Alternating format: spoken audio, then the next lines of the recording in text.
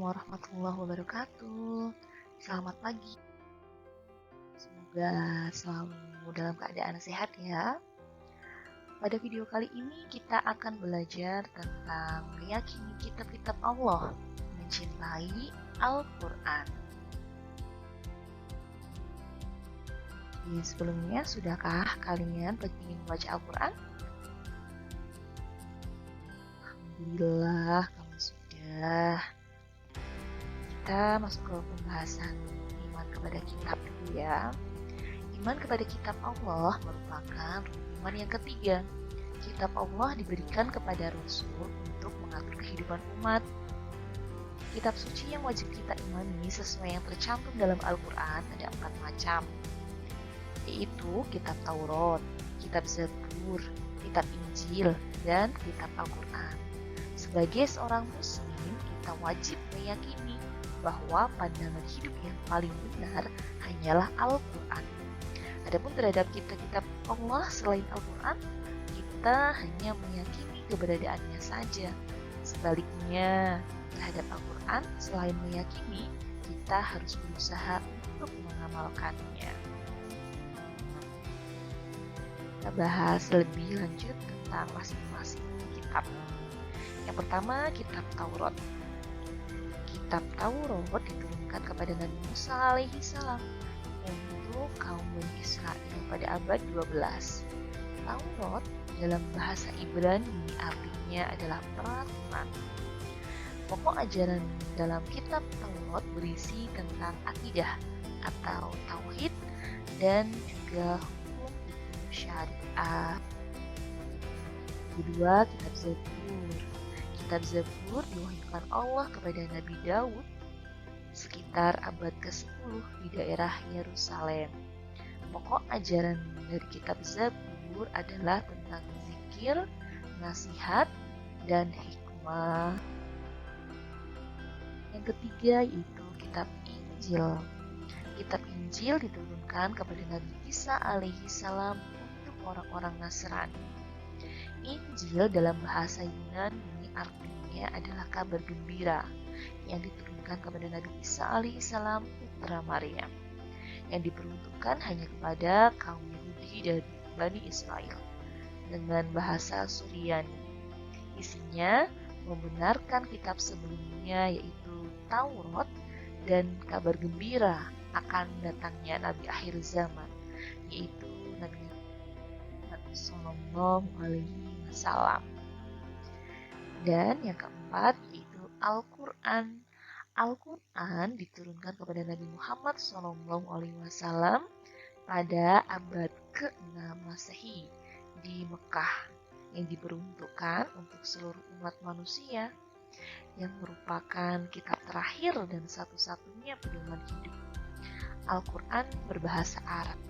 Isinya sebagai penyempurna kitab sebelumnya, berupa akidah, syariat, sejarah, muamalah, ibadah.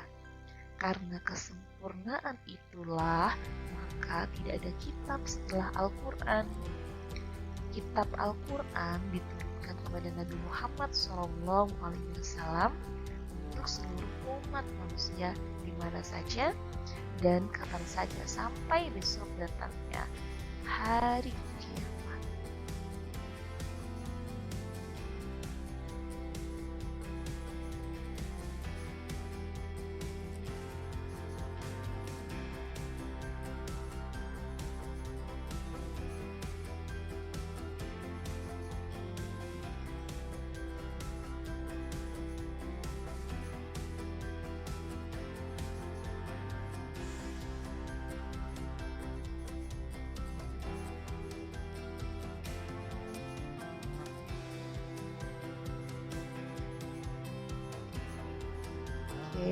Makna beriman kepada kitab mencakup 4 hal.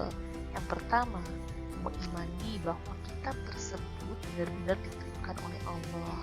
Yang kedua, mengimani kitab-kitab yang sudah kita kenali namanya, seperti Al-Quran yang diturunkan kepada Nabi Muhammad, Taurat yang diturunkan kepada Nabi Musa, Injil yang diturunkan kepada Nabi Isa, dan Zabur yang diturunkan kepada Nabi Daud.